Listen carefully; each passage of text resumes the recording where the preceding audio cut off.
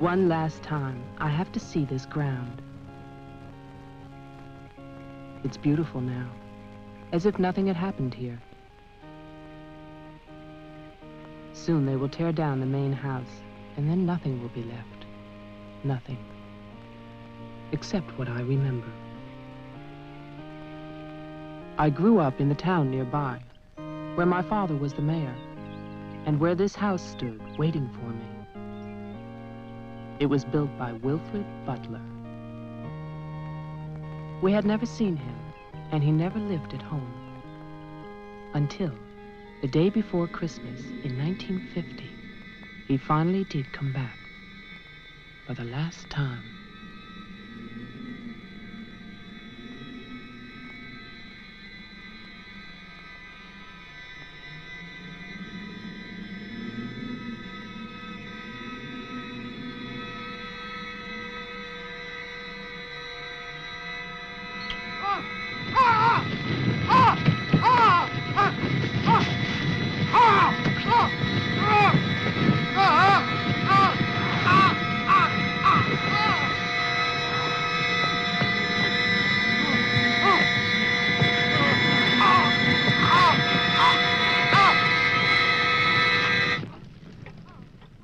All of us believed that his death was an accident. No one knew that another person had come to Butler House that Christmas.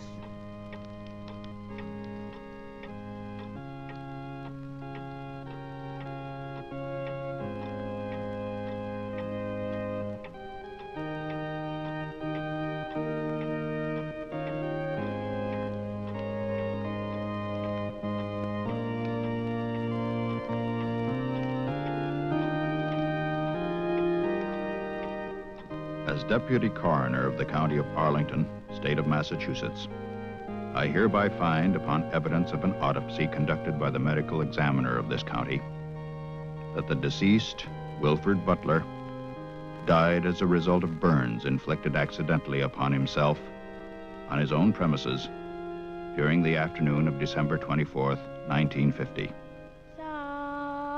No further inquiry shall be held over the body of the deceased, and this inquest is officially closed. All is calm, all is bright, round yon virgin mother and child.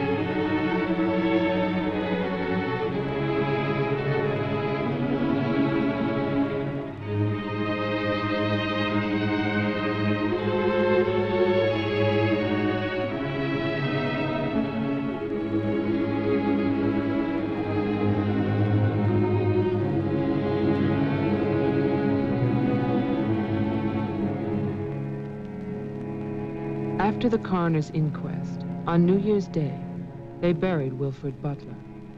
There was no one there to mourn him. It was the funeral of a stranger.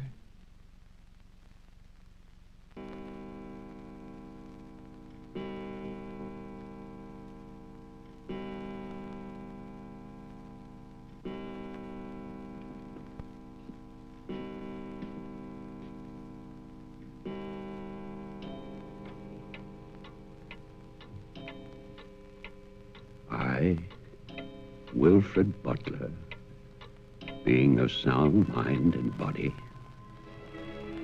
at least what the world considers sound, do hereby leave my house and its grounds and all personal effects within that house to my only surviving relation, my grandson, Geoffrey Butler.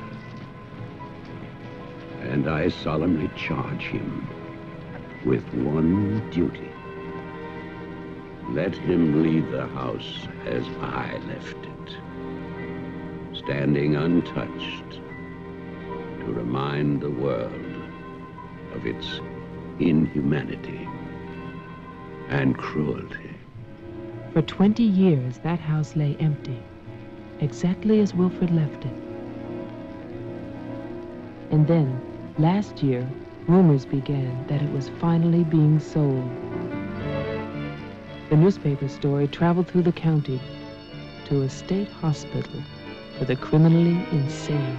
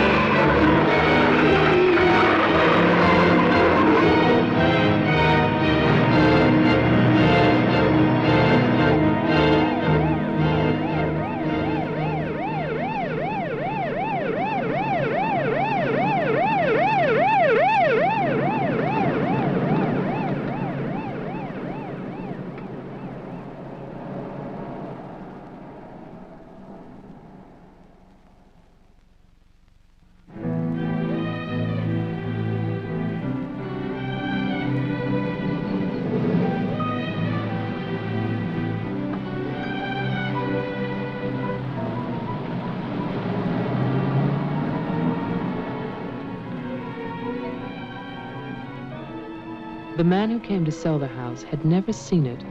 He was a lawyer from the city, just doing a job and enjoying it.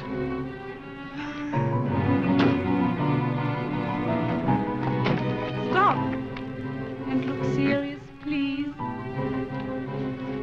Oh, you're hopeless. Oh, look. Hey, wait, where you going now? The mayor's gonna have a fit, kid. One more shot. Come on. Stay there. I want one together. And smile.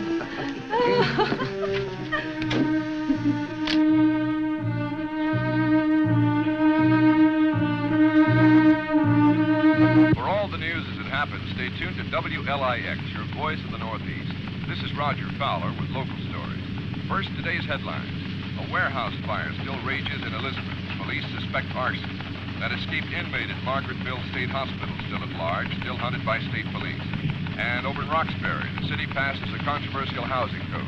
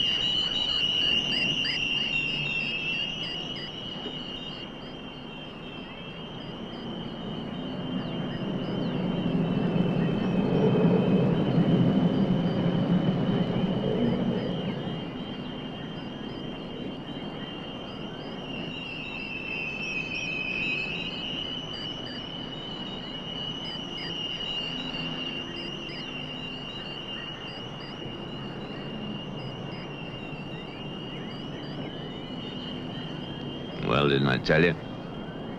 It's beautiful. Can we see the rest of it? Honey, that was it. I think the mayor's waiting for me. My love is such an important man. Right. Laura always says that. darling. What?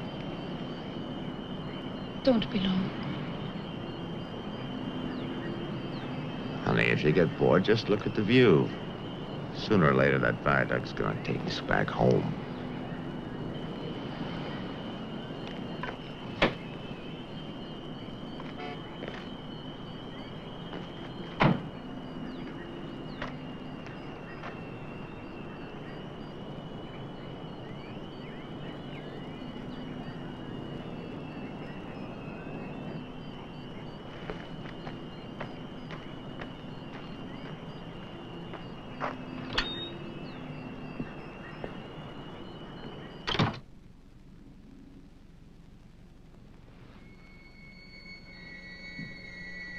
Mr. Carter. Mr. Mayor.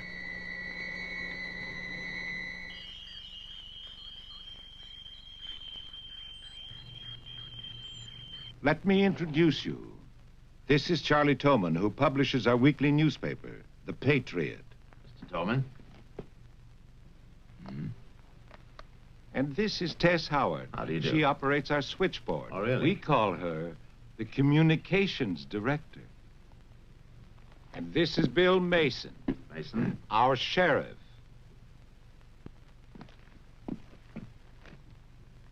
Won't you sit there, Mr. Carter, at the head of the table? Thank you. I didn't expect to meet you all together. It's quite a reception.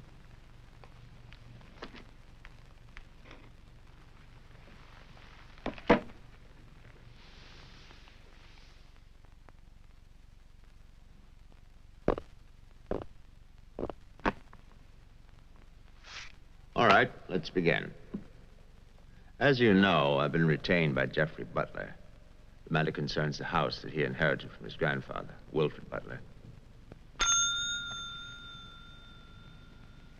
Go on, Mr. Carter. I believe that you offered to buy the house for my client. Offered. We begged him. We wrote letters That's and we... enough, Tess. Well, it's true. Trouble. There's always trouble. I can sympathize. I spent the last 20 years and more driving people away from there. Prowlers, burglars, kids, they're the worst. Chasing for nothing because of that will. That dribble about humanity. No. Inhumanity. What the hell is that, huh?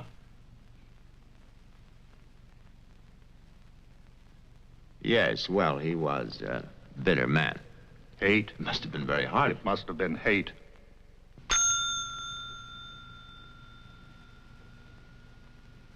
That man hated. Well, some people are like that.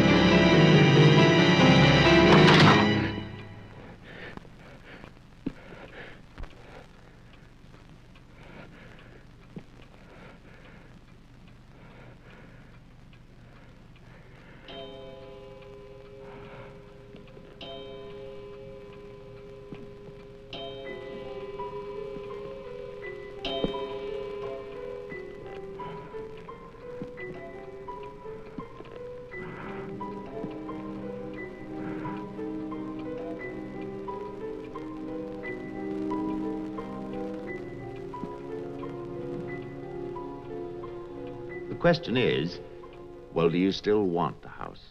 Are you offering it to us, Mr. Carter? Exactly. Why now? Well, that's Mr. Butler's business, isn't it? You know we're not rich. Most of us came here during the Depression. But we love this town. It's our home. And naturally, you want to improve it. Exactly. My client understands that, and he fully sympathizes, and he's willing to sacrifice the house for $50,000 in cash by noon tomorrow.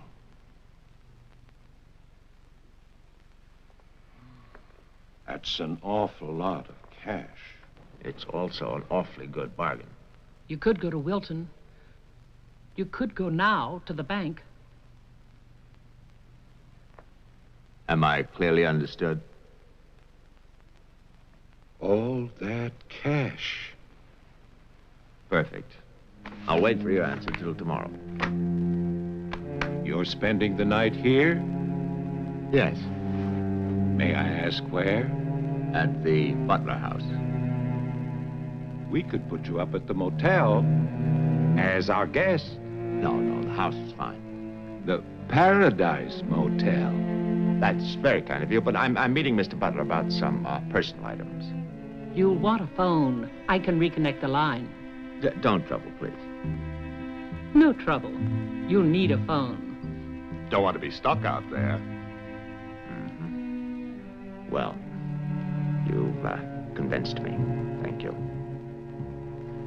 By the way, have you known Mr. Butler a long time? No, I've never met him. He called me and asked me if I'd handle this for him. I said yes. He had the key delivered to my office. Mr. Mayor, Sheriff, Mr. Tolman, Miss Howard, see you all tomorrow. In fact, I'm looking forward to it.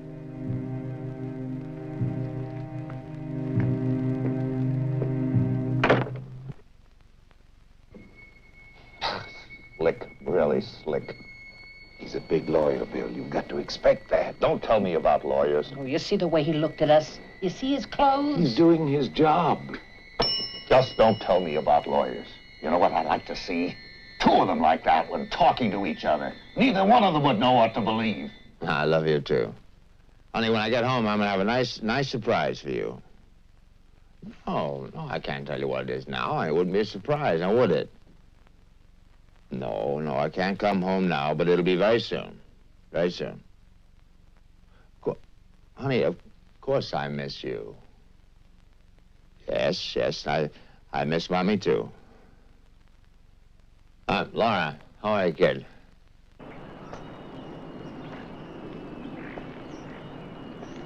So I'll call tomorrow. No, I want to call. I want to talk to Jenny. Yeah, well, as a matter of fact, I'm having a fine time. Well, same to you, darling. What do you mean, hostile?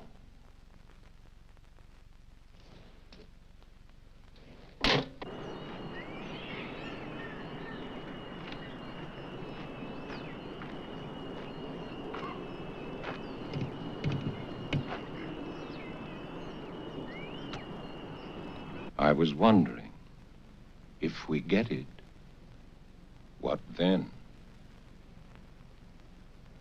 Tear it down.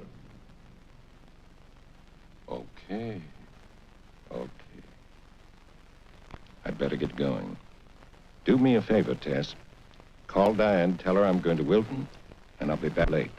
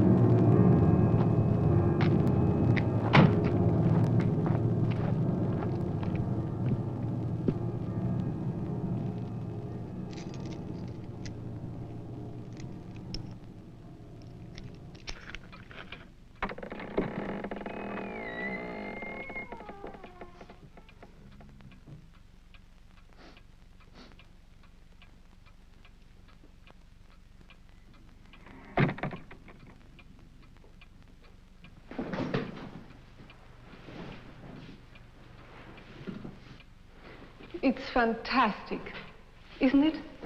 Yeah. Butler wasn't kidding. Nobody's lived here for years. That would be such a waste. It's his grandfather's monument. You know, there's a caretaker who keeps this place just the way he left it. What kind of monument is this? Well, that's the trouble. Nobody remembers anymore. That's what usually happens in America. I remember this. And he walks with me, and he talks with me, and he tells me I'm his own. And he walks with me, and he talks with me, and he tells me I am his own, and the joy we share as we tarry there. You're not serious. I used to hear that at funerals. At funerals? Yes. When I was a kid in Chipley, Georgia. There's also Chipley, Florida. But they have both been subsequently eradicated from the map. None other has ever known.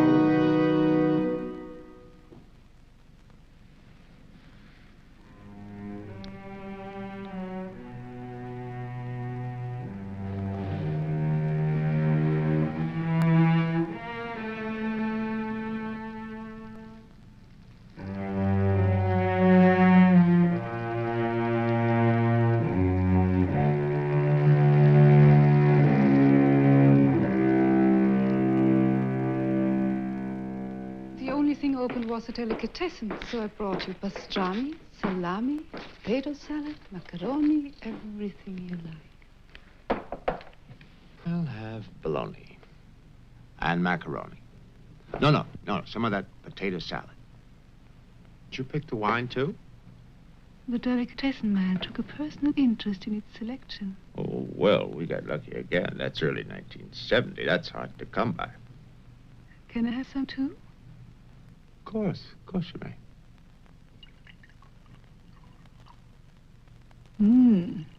Thank you.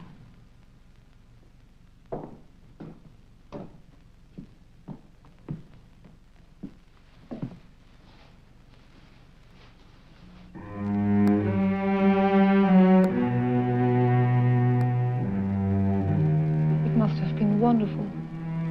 What? The people who lived here. They must have had a wonderful life. Well, I hope they did. Wilfred Butler must have believed in something. Look at that stone fireplace, parquet floor, the mahogany, this table. And you probably think this place is made of wood, right? Well... Wrong. You know what his grandson told me? Underneath that wood, there's 2 feet of stone. The foundation is 8 bricks wide. Now, someday they're going to come in here and they're going to tear this place down and they're going to build little tract houses all over this property on quarter-acre and half-acre lots. And that bulldozer's going to come up that hill toward this house. And it's going to get the surprise of its life. They built a kingdom out here. Only nobody's left. No? Butler has a grandson. No. He's probably like the rest of us, wants money. You know, he's asking $50,000 cash for this place, and if he only wait, he can get at least $250,000. But he won't take his time. So he'll get screwed.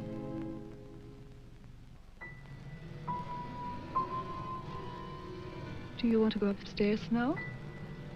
Soon. You know, one of the great pleasures in life is the pleasure of anticipating pleasure, isn't it? We are very close now, aren't we? Sure, honey. Very close.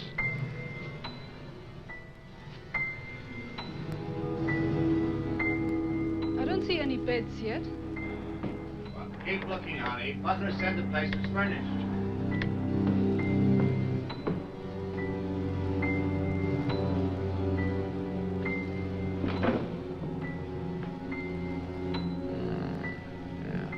It's furnished.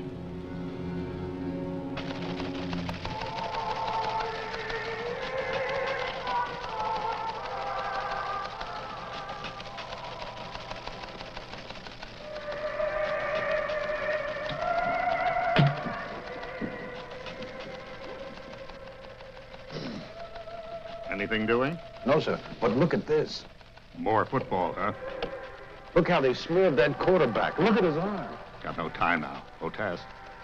How about that telephone up at the Butler house? Is it working? Well, try it now. I'll wait.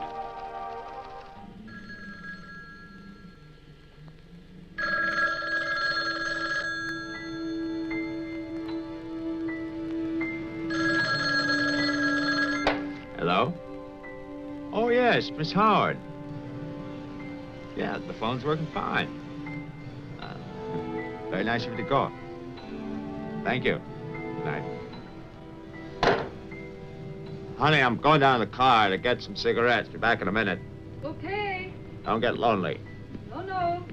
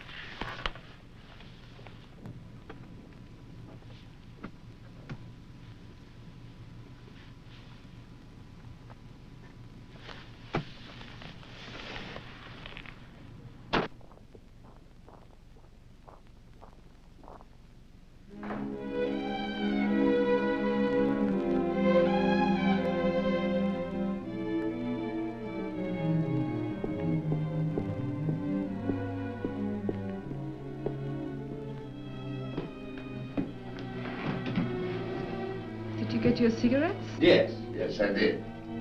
May I have one? Sure. You know, it's the most amazing things. These cigarettes come in these very small packages these days. Oh, that's for me? Mm-hmm. Can I open it? Oh, no. Our Christmas is day after tomorrow. Is that an order? Yes, ma'am, that's an order.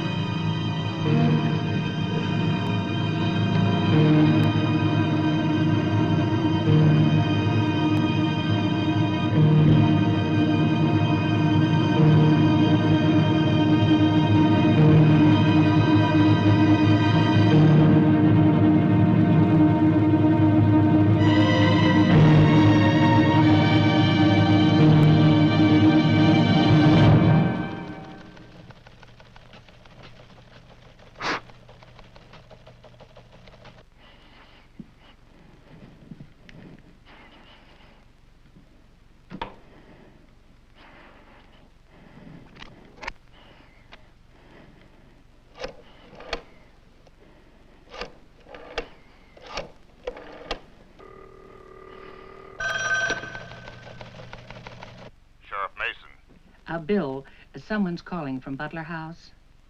Okay, put him on. Go ahead now.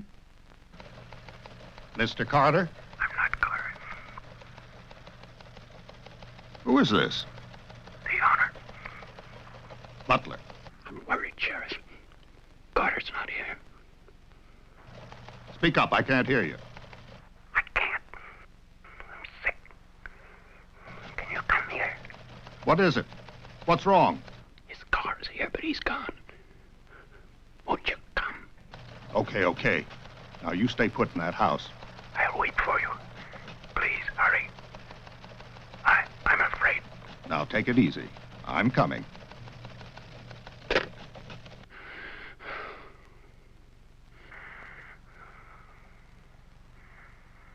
Mr. Butler, are you done? Tess, I've come back. What's that? Tess, I want to see you again. Hello? Who is this? You know me, Tess. It's Mary Ann. Tell the mayor. Tell them all. I'm waiting in my father's house. Tess, it's so lonesome here. Don't be long. Hello? Hello? Hello?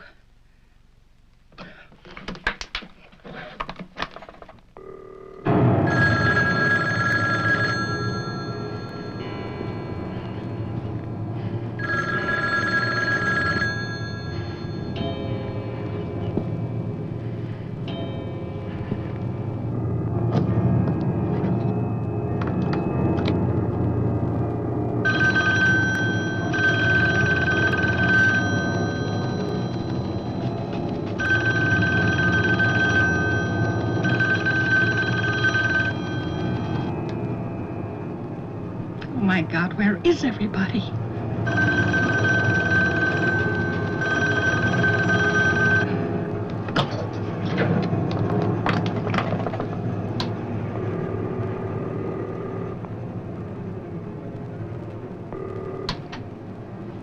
Hello? Oh, Maggie, thank goodness. What is it, Tess? Something's come up. Something urgent. Can you start early? Oh, honey, I'm watching TV. Maggie Daly, you get yourself over here. What is it? Just get moving, Maggie. Just please hurry.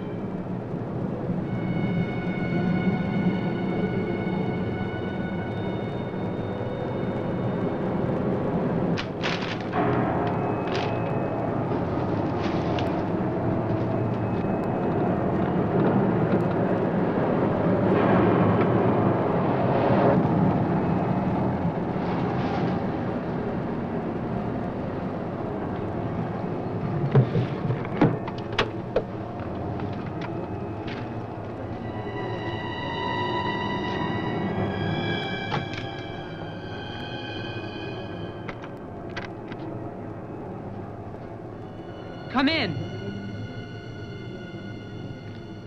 It's open. Okay, mister, that's far enough. What do you want here? Mayor, Try again. My father's not home. And don't move. you want me to put my hands up? No. Just stay there. What are you staring at? I seem to remember you from the road. That's why I'm holding a gun. You scare me. Well, that makes sense. Thanks.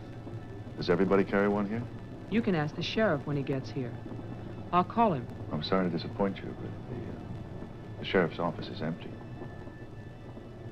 How do you know? I was just there. Who are you? Jeffrey Butler. Oh, you're the one who's selling the house. Yes. Have you any ID? Come on. Don't laugh at me. I want your ID. Some maniac escaped from Margaretville.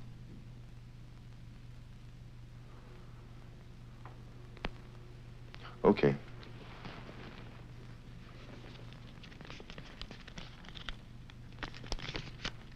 Put it on the table.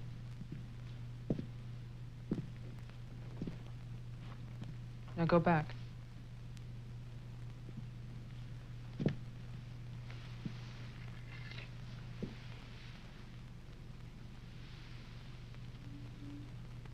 California license. Lucky you. Would you like to see my maniac card from the asylum? They give you one when you escape. There's a big scarlet M on it so people won't get confused. Okay. Look, I'm sorry about the gun. My father's in Wilton getting your money. All I want to do is to get into my house. The sheriff's deputy might have a key. He's about the only one I know of. Well, where's he? You go down the road about 1.5 miles till you come to a white house with a white fence, and then you can't miss it. Thanks. That's okay. Merry Christmas. Same to you.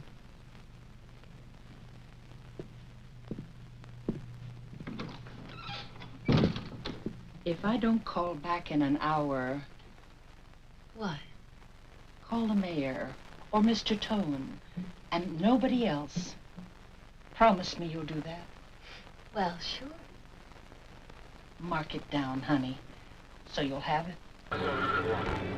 Sheriff to 301. I'm heading west on Route 5 to Butler House. You'll hear from me.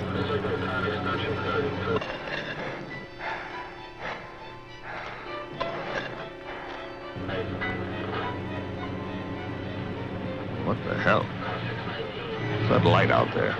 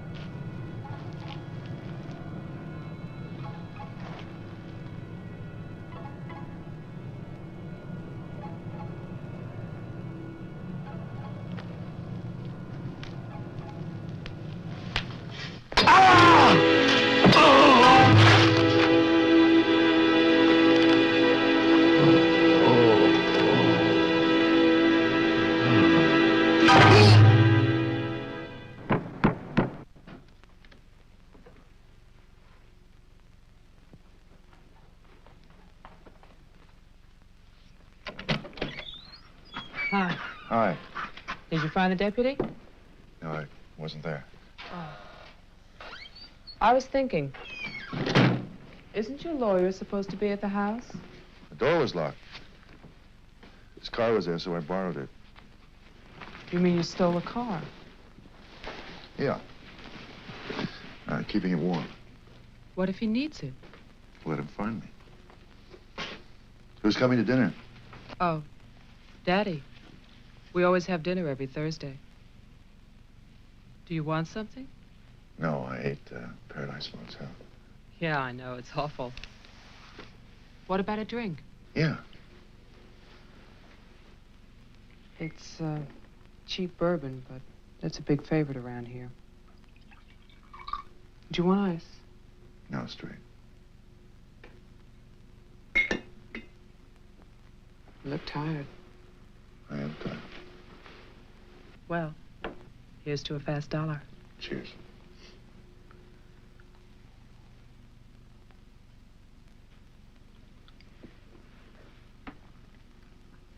Why did you decide to sell the house? Needed the cash. After all these years? I need it now. Huh. What's it like on the inside? You know, I've never seen the inside. When I was a child, my father told me to stay away from it, or something terrible might happen. Sort of like a haunted house. I haven't seen it either. You're going to sell it? You've never seen it? Yeah. I don't know. It's too bad. It's about the only place to see around here. Oh, I forgot. Someone keeps calling with a message for my father.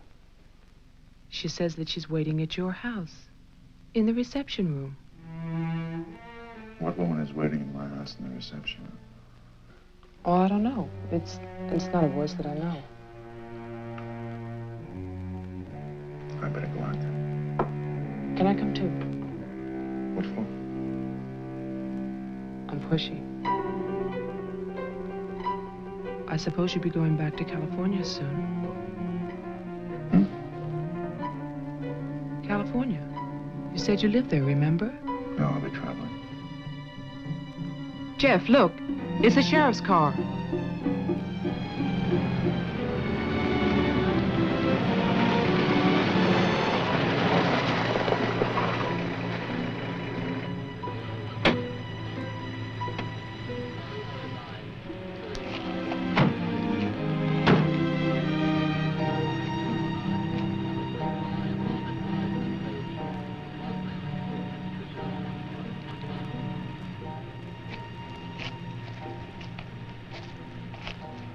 There's a light. Look at that tombstone. Pretty cheerful. Who bears the cross shall wear the crown. Wilfred Butler. My grandfather. Oh.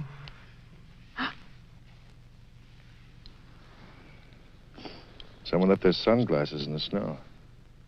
They're the sheriff's. My lawyer's missing. So is the sheriff. You get strange phone calls. And now someone's fascinated by my grandfather's grave. Let's get out of here. You still want to go to my house? Yes. But I don't want to go alone. Listen. I'm not nervous. Well, of course you're not. Oh, it's the cold. I'm shaking from it.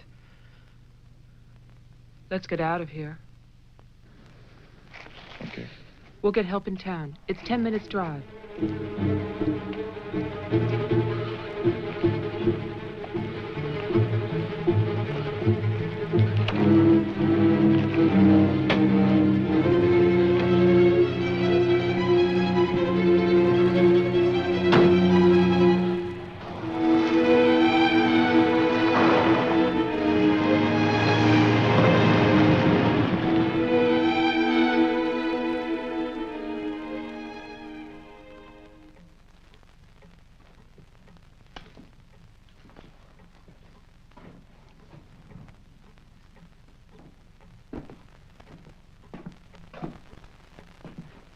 Night, Mr. Toman. Have a nice holiday.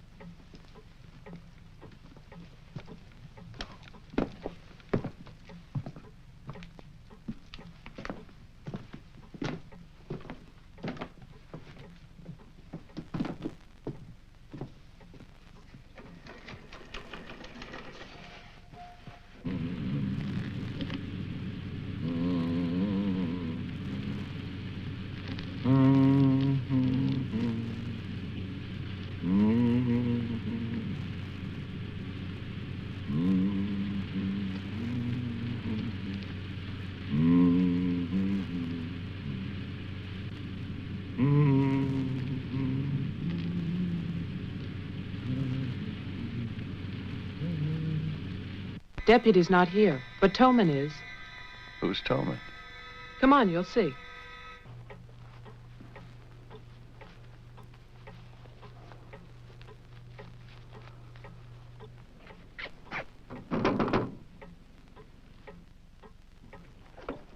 Mr. Toman, wait.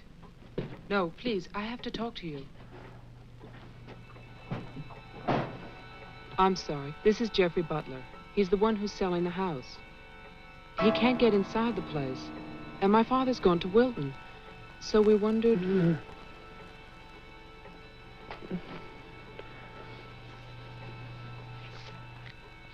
Anything wrong? He'll tell us.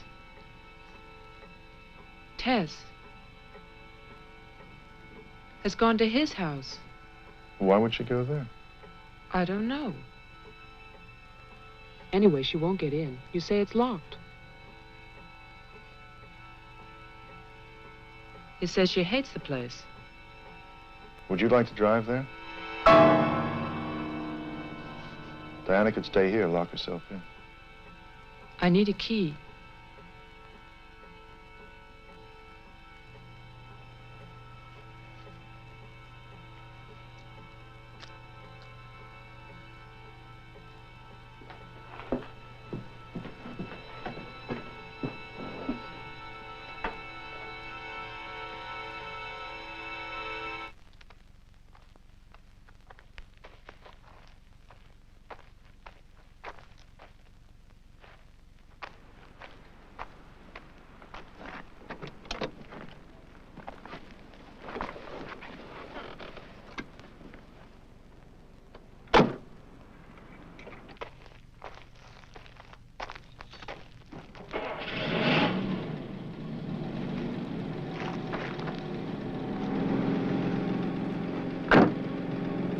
Oh, man, this isn't my house.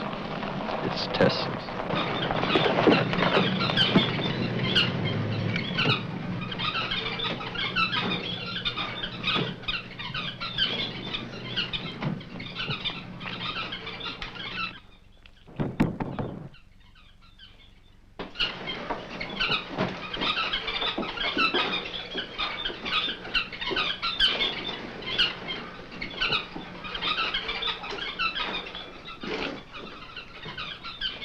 Well, Tess isn't here. Are you satisfied? She must have gone to my place. Well, why wouldn't she go there? She hates it. Maybe she went to see the woman who's there. Someone called the mayor's house before. Said she'd be waiting.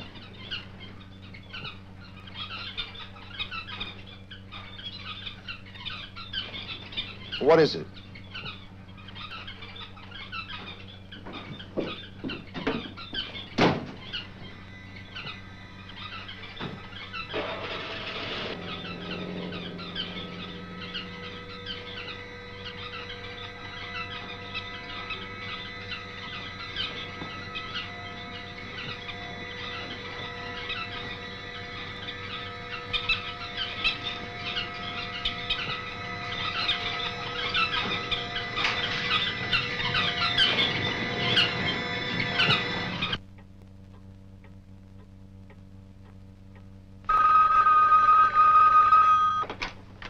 Hello, Jeff?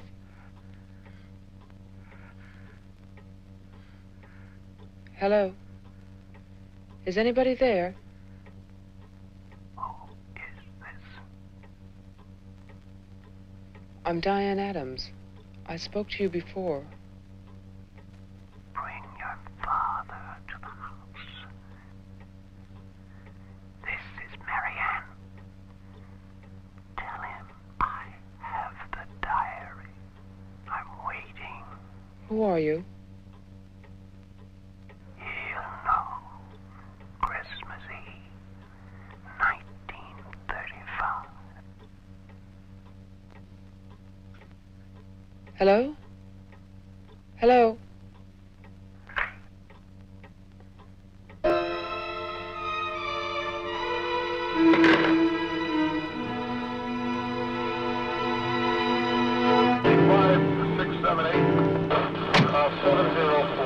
signal 10, 704, C Charlie. 704, signal 10, 704, C Charlie.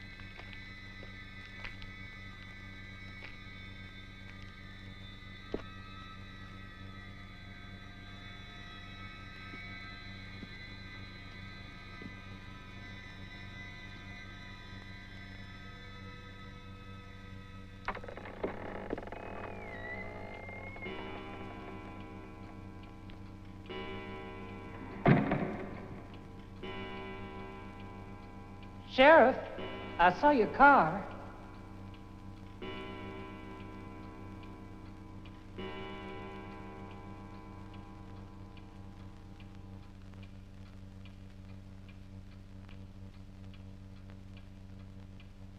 Bill?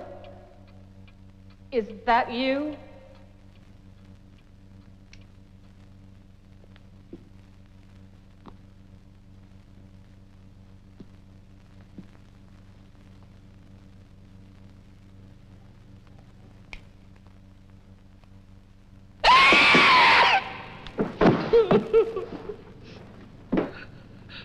Tess, you can't see me, but I can see you. Oh, yes, I remember that face. You're older now, and fatter, but still, Tess. And you're frightened, aren't you? Don't be afraid. I want to help you. Take my hand. Take it, Tess.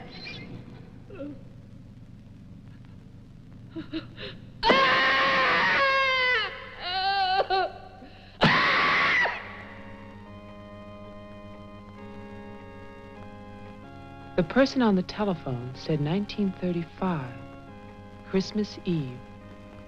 But that's not the beginning. In 1927, Butler House was restored by Wilfred Butler. After that, I find social notes, parties, nothing special. Then, in 1930, Butler's wife, Catherine, dies of tuberculosis. In August 1933, it starts. Wilfred Butler's daughter is cruelly attacked and raped. Her name is Mary Ann, the same name as the caller who left those messages tonight. She's 15 then. On May 2nd, 1934, Mary Ann Butler gives birth to a son, Jeffrey Butler. Jeff. Early in 1935, Butler House is turned over to a Dr. Robinson as an asylum for mental patients. And then Butler goes on to say that he has committed his own daughter. Mary Ann will live at the asylum. There's no end to this story. It's been carefully cut out of all the papers. Why would Toman do that?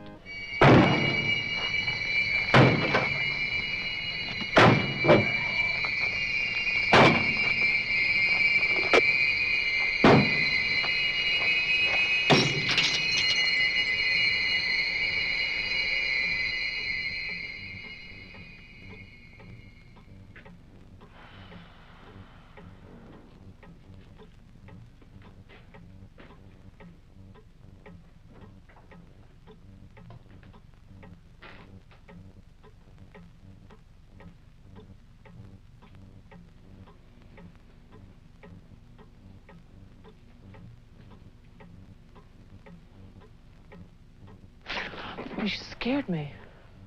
Oh, what happened? What happened is, Tess has 40 bird cages. Toman is hysterical. Everybody's at my house but me. It's cold outside, and you forgot to lock the door. Jeff, how old are you? How old am I? You mean, how many years have I lived? No. There's a lot in the paper about your family. I don't want to talk about my family. Wait a minute. There's a woman calling, and she says her name is Mary Ann. That was your mother's name, wasn't it? My mother died in childbirth. That's when I started traveling. It's not what the papers say. What's your point? I just thought that you should read something for your own good. Nothing you could tell me about my past or future would be for my own good.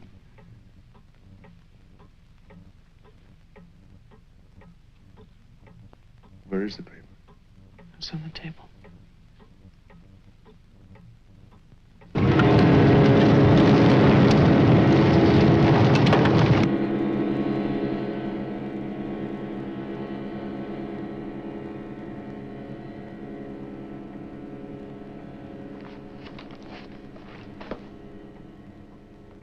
It's so stupid to lie. I missed the whole event. Jeff, maybe your mother's still alive. Maybe she's waiting for you at the house. I don't know.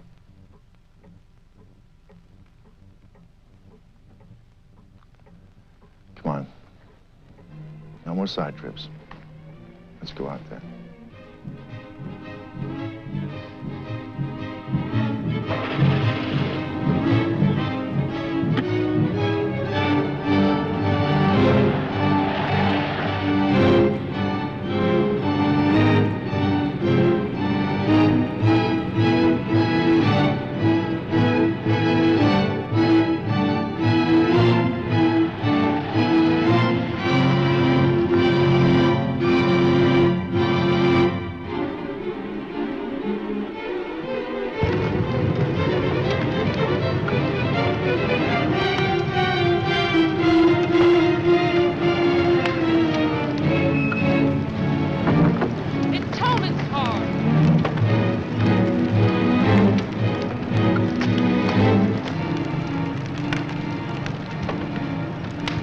It's empty.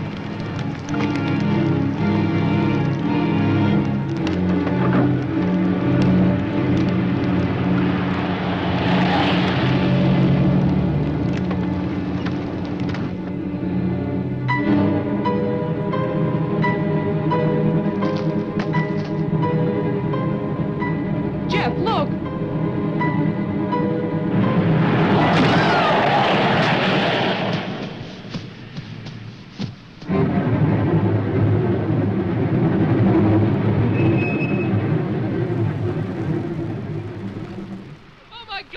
Stay back! It's Toman! Stay back!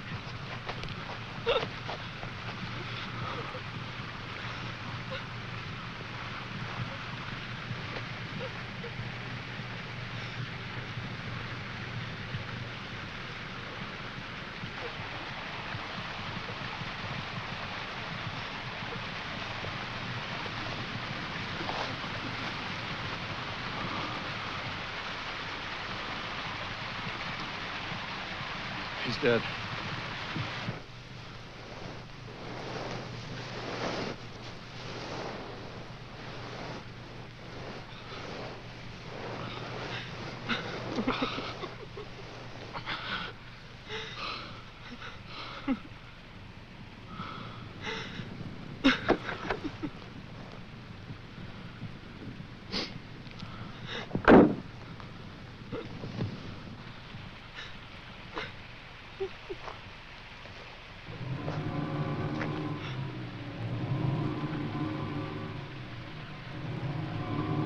His hands.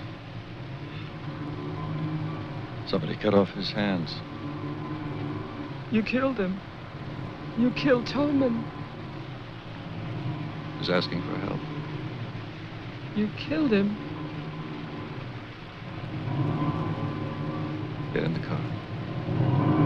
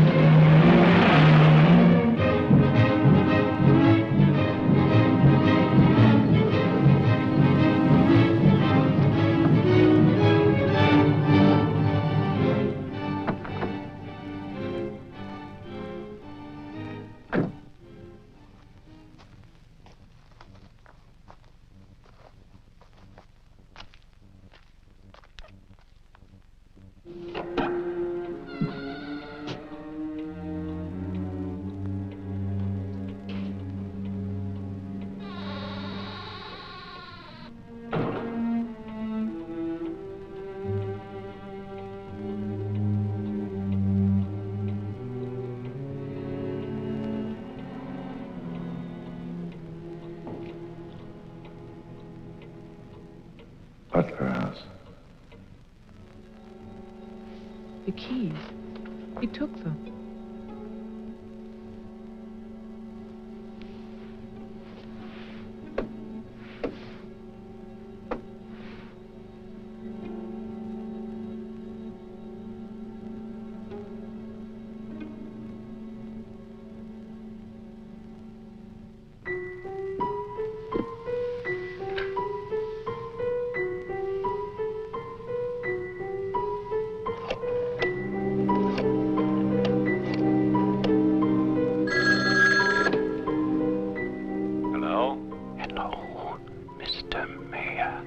Yes, what? This is Marianne Butler. I'm calling from my house. Won't you come over here, Mr. Mayor? We're having a reunion. Everyone's here, even your daughter.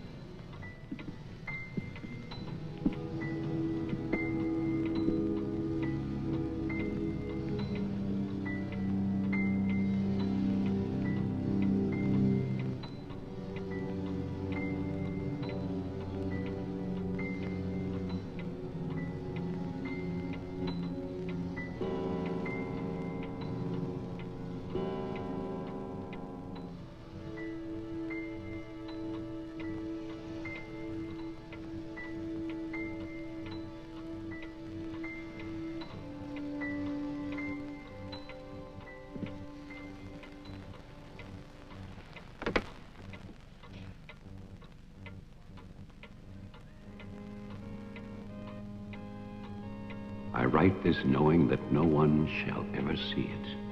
Not my beloved daughter, or even my grandson, Jeffrey. I write for myself in the hope of forgiveness, if that is still possible. And I write for you, Marianne, whose youth and innocence I have destroyed. By 1935, the doctors had treated my daughter for a year. I had believed they could cure her. The child, Jeffrey, was taken from us and sent to California. I turned my house into an asylum. I brought doctors to live there. I welcomed other patients. Useless. All of it.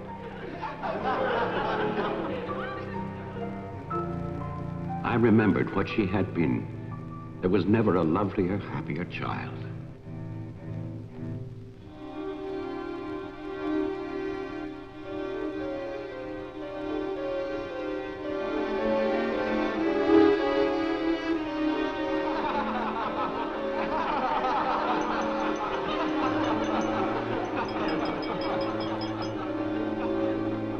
Ladies and gentlemen, quiet, please. I propose a toast.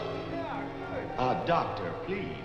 By Christmas of the first year, I knew that I must act, not for myself, but for my helpless child. Led him to create this institution. Our friend... I had no plan. All I knew was that I must take her from these men with their promises, their lies. Shall we?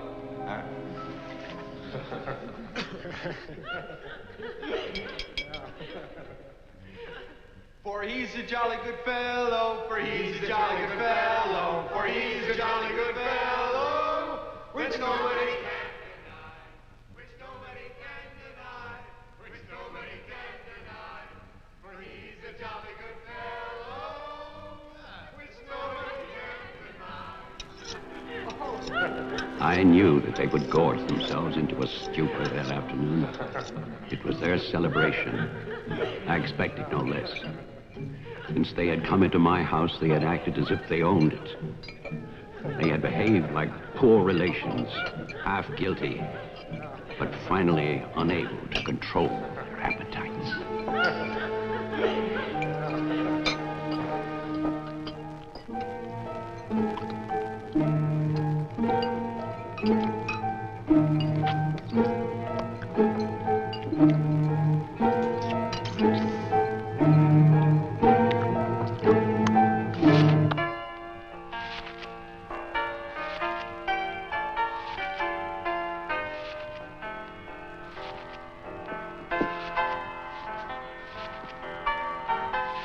After dinner, they danced and drank as they usually did. All the time, Robinson would smile and reassure me. They expected me to believe, because I had no choice. Wilfred, trust me. He really believed Marianne would be well. He saw a light. There is a light at the end of a long tunnel. Believe me. There is a light at the end of a long tunnel.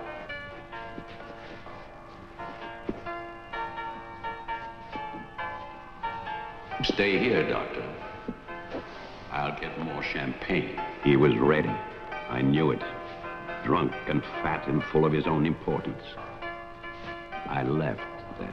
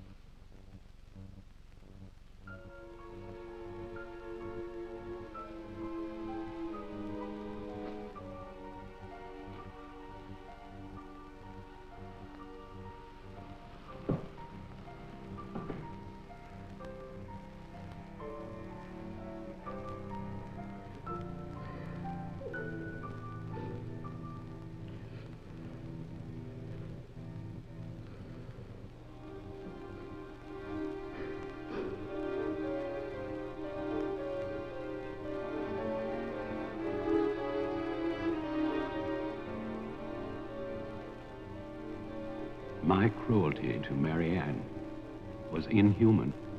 I know that. I had loved her. I had fathered our child, Jeffrey. I had brought her to this. But I swear that on that afternoon, all I wanted was to save my child.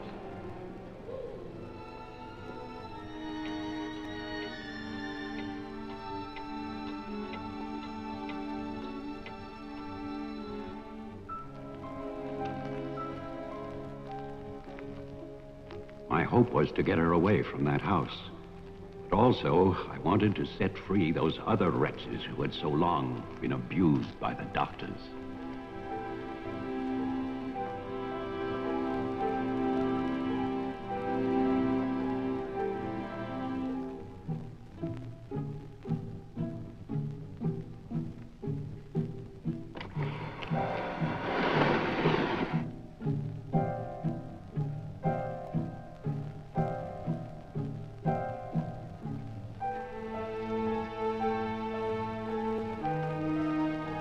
I knew what they might do if these inmates were freed. And this is my guilt. I knew, and still I freed them.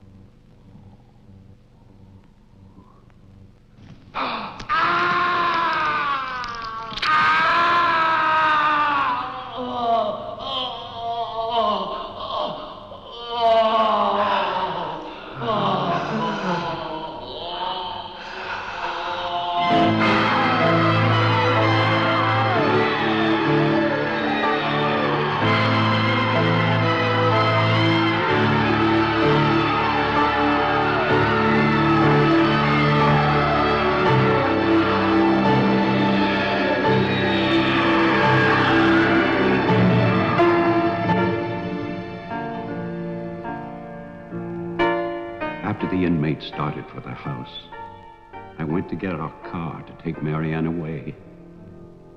I do not know exactly when she slipped away from me.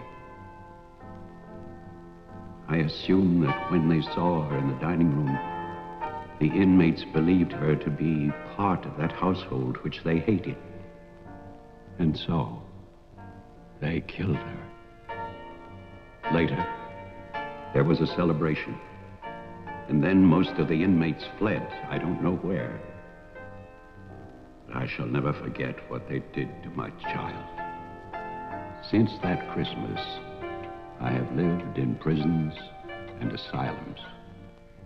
Lived anonymously, as an animal. I have wandered in bitterness until all seasons have become as one. And that is a season of vengeance.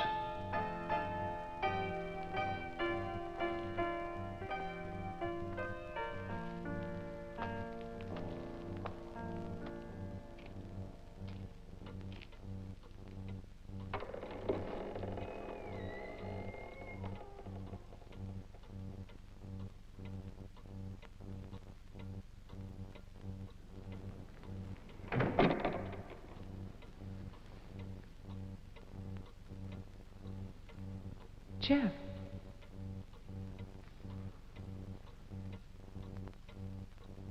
Jeff. Wilfred Butler is still alive. This is still his house. Your grandfather died in 1950. He was burned to death in this house. My grandfather poured gasoline over a squatter he found here. The town wanted to believe he was dead. They still do.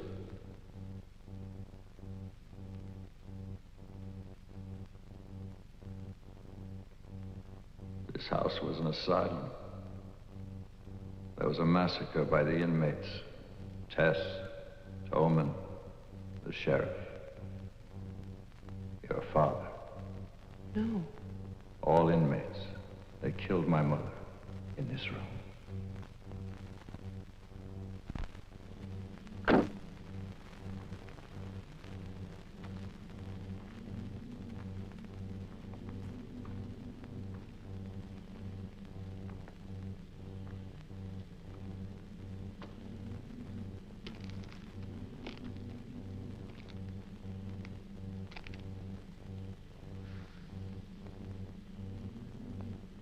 Who's that? Who's there?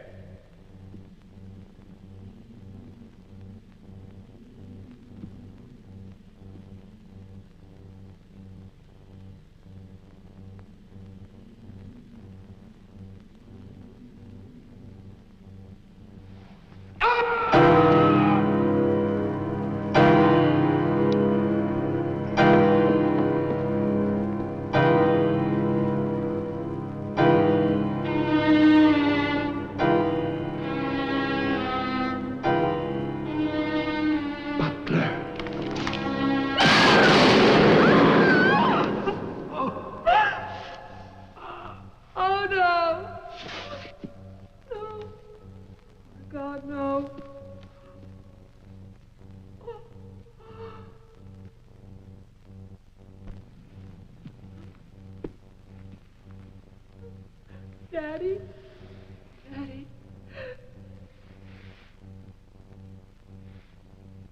Diane? Jeff? Jeff? No. No. Jeff, why? Why? Marianne.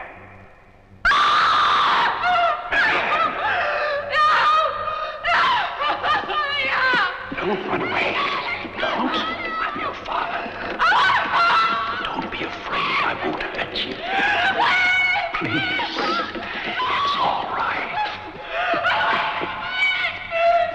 I won't hurt you. I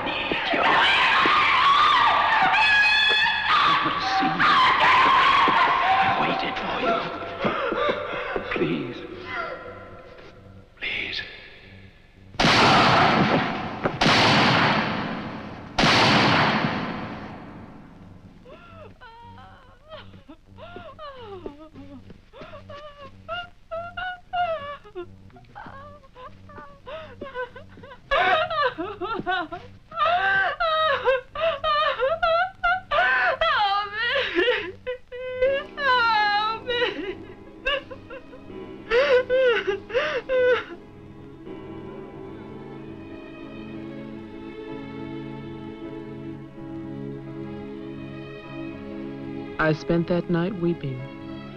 By morning, there were no more tears.